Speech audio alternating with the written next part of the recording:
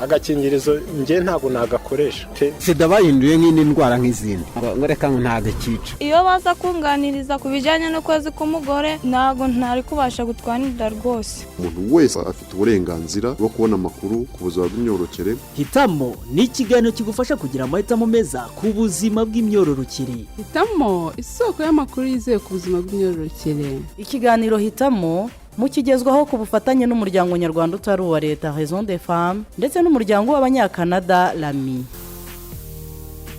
Ndagusujeho dukurikiye muri kano kanya nguhaye ikaze mu kiganiro Hitamo kigufasha kubona amakuru yuzuye kandi yizewe ajyanye n'ubuzima bw'imyororokere. Amakuru yizewe, amahitamo meza. Ubushakashatsi bwa karindwi ku mibereho n'ubuzima buzwi nka Demographic and Health Survey cyangwa se DHS bukorwa n'ikigo cy'igihugu kibarurisha imibare mu Rwanda bugaragaza ko umubare w'abagore bakoresha uburyo bwo kuboneza urubyaro bugezweho cyangwa se modern contraceptions wiyongereyeho 6% mu myaka 5 ishize, aho bavuye kuri 58% muri 2020 bagera kuri 64% muri 2025. Nta gushidikanya ko yaba abangaba bakoresha uburyo bwo kuboneza urubyaro ndetse n'abataratangira bukoresha hari ibibazo binyuranye bibaza.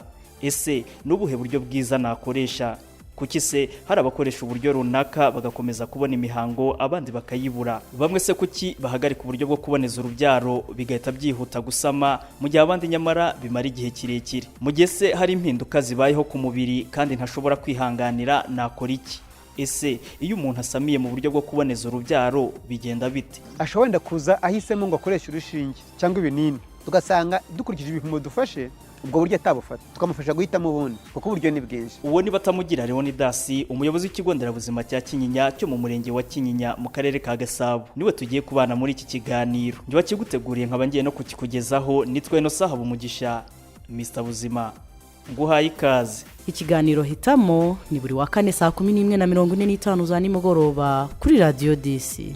Ikaze nanone mu kiganiro cyacu Hitamo cyo kuri uyu munsi, aho tugiye kuganira ku kuboneza urubyaro dusubiza ibibazo binyuranye abantu bibaza. Mbere yo gutangira ariko reka nkumenyeshe ko wifuza amakuru yuzuye kandi yizewe ajyanye n'ubuzima bw'imyororokere, wahamagara umurongo wa telefone utishyuzwa 811 no kuvuga 8011 w'uwo muryango Raison des Femmes ukabona amakuru.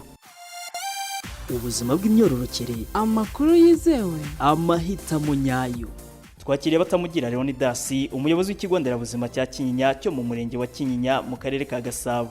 Uburyo navuga ko buri mu byiciro bigera muri 6. Uburyo bwa mbere ni uburyo bwa kamere, aho nta kintu umuntu kijya mu mubiri we. Twatanga urugero nko konsa. Iyo umugore abyaye buriya mu mezi 6 yatarabona imihango, iyo yonsa neza nibura inshuro 8 ku munsi ntago yasama. Hari n'uburyo bwo kubara amatariki. Iyo abantu bafite umudamu afite ukwezi kudahindagurika kuri hagati y'iminsi 26 na 32, ashobora kujya akora uburyo bwo kubara ariko akabifatanya n'urunigi. Ubwo runigi rero ruba ruriho amasaro y'amoko atandukanye, akaba ari amasaro ageraho akabona ko ari muri danger. Icyo gihe rero bakaba bakoresha agakingirizo cyangwa bakifata, noneho akaba atasama. Uburyo bundi bubaho ni uburyo bw'imisemburo, nabwo buri mu byiciro bitandukanye. Habamo ibinini, hari ibinini umuntu afata by'umusemburo umwe ndetse n'ibirimo imisemburo 2. Umuntu afata kanini kamwe buri munsi, ukwezi kugashira amaze agaplakete kamwe. Hanyuma hakaba n'uburyo bw'inshinge. Inshinge nazo ziri mu moko 2, ariko zose icyo zihuriyeho nuko iyo umudamu bamuteye urushinge rwo kuboneza urubyaro, imisemburo iba irimo imurinda kuba yasama mu gihe cy'amezi 3. Hakaba rero n'uburyo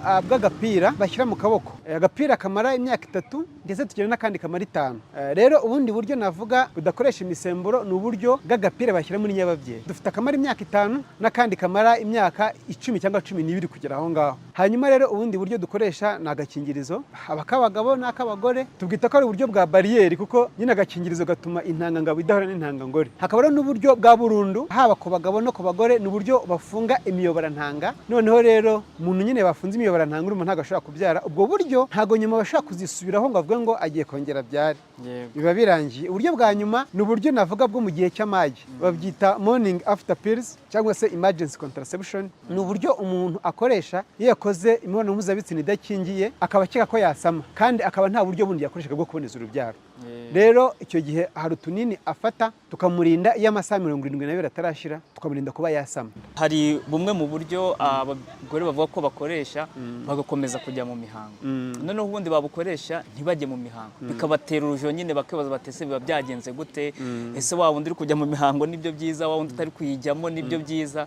Ubu buryo butandukanira he bituma hari abajya mu mihango abandi ntibajye mu mihango? Urakoze cyane. Byose icyambere biterwa n'uburyo yakoresheje bwo kuboneza urubyaro, ndetse bigaterwa n'umubiri we, kuko imibiri y'abantu iratandukanye. Ndatanga ingero, umudamu umwe ashobora kuba afata uburyo navuze bw'urushinge cyangwa se kari agapira bashyira mu kaboko k'imyaka 3 cyangwa 5, haba harimo imisemburo, n'ubundi iyo misemburo ikimara ihindura ukwezi k'umugore, igatuma n'ibintangangore yagomba gusohoka ntisohoke. Rero icyo gihe iyo misemburo, iyo habaye impinduka mu misemburo, nuvuga ngo bigira n'ingaruka ku mihango. Niyo mpamvu abadamu bamwe rero batabona iyo mihango. Ariko kutabona iyo mihango ntago kwa kundi bibwira ngo hari ahantu ngo iyo mihango iri kugenda ngo yibika ngo hari umunsi ngo izasandara, ntago ari kuba atabonye imihango rwose nta gikuba cyacitse, ahubwo hari n'ushobora kuyibona nkuko we wari ukibajije, akabona ari kuva akagira udutonyanga inshuro nyinshi, uwo nawe biterwa n'uko umubiri we umeze, nawe nta gikuba cyacitse. Hari uburyo rero umuntu afata imihango igakomeza. Urugero wenda nk'ibinini by'imisemburo 2, umudamu bifata imihango ye irakomeza uko bisanzwe. Ubwo kubabona imihango yarakoresha uburyo bwo kuboneza urubyaro nabwo ntagire ubwoba ngo yumve ko yasama. Yego, uwo nguwo ubona imihango nawe ntago yasama, kuko ntago bisobanuye ngo uburyo ntago biri gukora. Ubwo birahita binajyana na babandi baba bati nakoresheje uburyo runaka hari ingaruka nyine bungiraho, binaca intege abantu usanga batarakoresha ubu buryo, kuko iyo baganiriye nyine umwe akamuha ubuhamya yumva ko ari ikibazo. Ikindi ugasanga umwe aravuga ati ngiye kuba nkoresha agashinge kakaba ari keza, ati ubu nibwo buryo bwiza bubaho, ugasanga ari kubishishikariza n'abandi. Abantu batekereza muri ubwo buryo bo murababwira iki? Urakoze cyane. Iyo tugiye guha umuntu uburyo bwo kuboneza urubyaro, hari ibibazo tumubaza ariko tukanamupima, tukareba uburyo bwamubera. Ashobora wenda kuza ahisemo ngo akoreshe urushinge cyangwa ibinini, tugasanga dukurikije ibipimo dufashe ubwo buryo atabufata, tukamufasha guhitamo ubundi, kuko uburyo ni bwinshi. Ariko noneho kuba umudamu umwe yakoresha uburyo bwo kuboneza urubyaro akabona imihango, undi ntayibone, cyangwa se wenda undi akajya abona udutonyanga tw'amaraso, biriya ntacyo biba bitwaye, turamubwira akabyihanganira. Ntekereza ko uruhare runini ni urw'abantu bo kwa muganga, abaganga n'abaforomo bagombye gusobanurira umuntu mbere yo kumuha uburyo bwo kuboneza urubyaro, bakamubwira bati uburyo nubufata wenda imihango yawe ishobora kuzabura, cyangwa se ukajya ubona udutonyanga tw'amaraso, bakabimusobanurira. Iyo rero abibonye ntago yumva ko ari igikuba cyacitse. Ikibazo kiba cyabaye mu cyuho, mu kiganiro umuganga yagiranye na wa muntu uri gufata uburyo, kuko buriya icyo ukwiye kumenya ni uko ibintu byose twinjiza mu mubiri bigira ingaruka. N'ibiryo bisanzwe urabirya bikagira ingaruka mu mubiri, hari impinduka zibamo. Abakoze imiti bashyira ku munzani bakareba ese impinduka umubiri uzagira ndetse n'akamaro k'uburyo tugiye kumuha, bakabishyira ku munzani bagafata icyemezo. Rero naho ntago leta yazana uburyo bwo kuboneza urubyaro mu bantu igamije kubagirira nabi, ahubwo nuko izo mpinduka zibaho ziba zakwihanganirwa, kandi noneho nta n'ingaruka zikomeye zagira ku bantu. Kwa muganga habaho kuba umuntu yahindura uburyo bwo kuboneza urubyaro. Nk'umudamu ashobora kuvuga ati ngiye mwanshyizemo wenda mwanteye urushinge, mbona ibiro biri kwiyongera cyane, ruriya rw'amezi 3, yabona ibiro biri kwiyongera cyane, akavuga ati rero mumfashe uburyo mu buhindure, tukaba twabuhindura. Ariko bivuze ngo hari undi ushobora kubufata rwose umubiri we ukabwakira neza, ntagire ikibazo na kimwe agira. Kimwe mu bibazo usanga abantu bakoresha uburyo bwo kuboneza urubyaro bibaza ni ukuba hari igihe abuhagarika ariko n'ubundi agatinda gusama, ukaba ko biba byatewe n'iki? Urakoze ku kibazo cyiza. Akenshi kuri buriya buryo bw'imisemburo navuze, nk'agashinge cyangwa se kari agapira k'imyaka 3 cyangwa 5, haba harimo imisemburo. Uvuga ngo wenda kamvuge ku rushinge, urushinge rwo iyo baruguteye imisemburo irimo tubara ko yamara amezi 3, ariko ntabwo bivuga ngo ku munsi wa 84 wa musemburo wamushizemo burundu. Oya, rero kubera ko nkuko nabivuze imibiri y'abantu itandukanye, umwe ashobora guhagarika urushinge rwo kuboneza urubyaro ya minsi 84 yashira, ku munsi wa 85 agasama, undi akaba yamara ukwezi, undi akaba yamara amezi 2, ndetse hari n'uwamara umwaka ya misemburo ikimurimo atarasama. Uwo muntu akwiye kuza wenda kwa muganga tukareba niba nta kindi kibazo cyaba cyarabonetse nyuma mu gihe yafataga ubwo buryo cyatuma wenda atabyara, ariko iyo nta gihari ni imisemburo iba ikimurimo, nyuma y'igihe runaka rwose abazabyara. Ubwo wenda n'igihe kingana nka gite cyafatwa nkaho cyabaye kirekire kugira ngo umuntu ubona yatinze abe yaza kwa muganga? Urakoze cyane. Ku muntu wakoresheje urushinge rw'amezi 3, iyo birengeje umwaka, ni byiza ko areba abaganga bakamusuzuma bakareba neza impamvu atari kongera kubyara. Nkuko nabivuze, na nyuma y'amezi 6 uhagaritse uburyo bwo kuboneza urubyaro cyangwa nyuma y'amezi 3, ni ukuvuga ngo ushobora kurwara indwara ziriya zandurira abantu bakoze imibonano idakingiye. Izo ndwara hari zifunga imiyoborantanga. Rero ni byiza ko abaganga bamusuzuma bakareba ese uyu muntu mu by'ukuri ni ya misemburo ikimurimo cyangwa yagize ikindi kibazo cyatumye atabasha kuba yabyara. Wa muntu akoresha uburyo bwo kuboneza urubyaro ariko akagira ingaruka runaka abona wenda zigoye no kwihanganira, agirwa iyihe nama? Urakoze cyane. Wenda umuntu ashobora gufata nk'ibinini bira by'imisemburo ibiri akarwara umutwe. Icyo gihe icyo dukora tumugira inama ariko tumuha n'imiti igabanya ubwo bubabare. Iyo rero bitari guhagarara rwose tuhagarika uburyo tukaba twafata ubundi. Hari n'umudamu uzavuga ati ngewe ndi kuva bidasanzwe. Icyo gihe nabwo turasuzuma tukareba niba nta kindi kibazo cyaba kiri kumutera kuva, hanyuma twabona ari ibyo kutihanganira tukaba twamukuramo ubwo buryo niba agapira tukamushakira ubundi buryo bumubereye. Bivuze umuntu rwose nagira ingaruka ajya kwa muganga kuko uburyo bumwe bushobora kwanga ubundi bugakunda. Yego rwose. Tunaca intege abantu babwikuriramo. Hari abadamu baba barahawe agapira ko mu kaboko kakikuriramo, agafata urwembe, ruriya rwembe rushobora kwinjizamo tetanusi, hashobora kuza ikibyimba, hashobora kuza amashyira, ugasanga ugize ikibazo akaboko baragaciye. Rero ntabwo ari byiza kwikuriramo uburyo, ahubwo ni byiza kwegera umuganga. Ngo tera muganga ndabona uburyo bitari kugenda neza, mumfashe tubuhindure. Uko uburyo bwo kuboneza urubyaro mu Rwanda butangirwa ubuntu. Ntavango amafaranga turagusaba andi mafaranga, niba turi kubona uburyo bitari kugenda neza turagufasha tukaguhindurira twaguha ubundi. Imwe mu bibazo bijya bibaho no kuba umugore yasamira mu buryo bwo kuboneza urubyaro.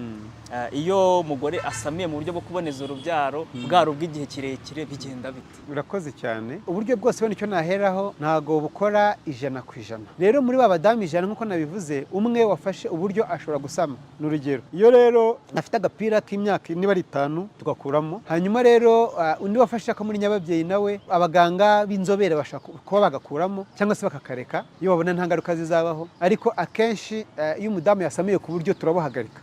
Iyo yasamye gutyo atagira impungenge akavuga ati se ko nasamiye mu buryo bwo kuboneza urubyaro se ntibuzagira ingaruka ku mwana wanjye, nizo mpungenge ese nta ngaruka? Urakoze cyane ku kibazo cyiza. Agapira ko tuhita tugakuramo ariko nk'urushinge rwo kuko ntago harukuramo ubara rwageze mu mubiri, ariko iriya misemburo irimo buriya nta ngaruka igera ku mwana, cyane ko buriya niyo inda igiyemo hari imisemburo n'ubundi mubiri uvubura, muyivubura niyo ngo yari mu rushinge birimo. Rero nta ngaruka bitera umwana cyangwa umugore. Rero rwose abantu bashishikarire kuboneza urubyaro, yaba abagabo nabo babishishikarire ko dufite ikibazo cy'abagabo batabyitabira uburyo bwa burundu.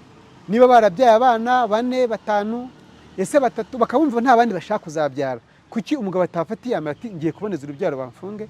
Ku buryo rwose bigira mu bindi, kuko umugabo bafunze arakomeza gakora imirimo y'urugo cyangwa se inshingano z'umugabo nk'uko bisanzwe, ariko umuryango wabo ugatera imbere badakomeje kubyara abana badashoboye kurera. Nayo makuru rero ajyanye no kuboneza urubyaro twari tugufitiye muri iki kiganiro, ariko niba wifuza gusobanukirwa biruseho kuri iyi ngingo ndetse n'andi makuru ku buzima bw'imyororokere, ndagushishikariza guhamagara umurongo wa telefone utishyuzwa 811 w'uwo muryango Réseau des Femmes.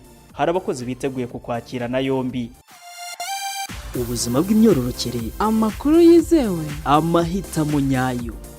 Reka kandi nibutse urubyiruko ko kuboneza urubyaro bitareba gusa abashakanye. Nawe wafata uburyo bwo kuboneza urubyaro bikakurinda gutwara inda utifuza. Uyu ni umusozo w'ikiganiro cyacu hitamo cyo kuri uyu munsi. Ndagushimiye twabanye kandi nizere ko wungutse ubumenyi buzagufasha kugira amahitamo meza ku buzima bw'imyororokere. Amakuru yizewe, amahitamo meza. Njye wagutegura iki kiganiro nkanakikugezaho nitwa Innocent Habumugisha, Mr. Buzima.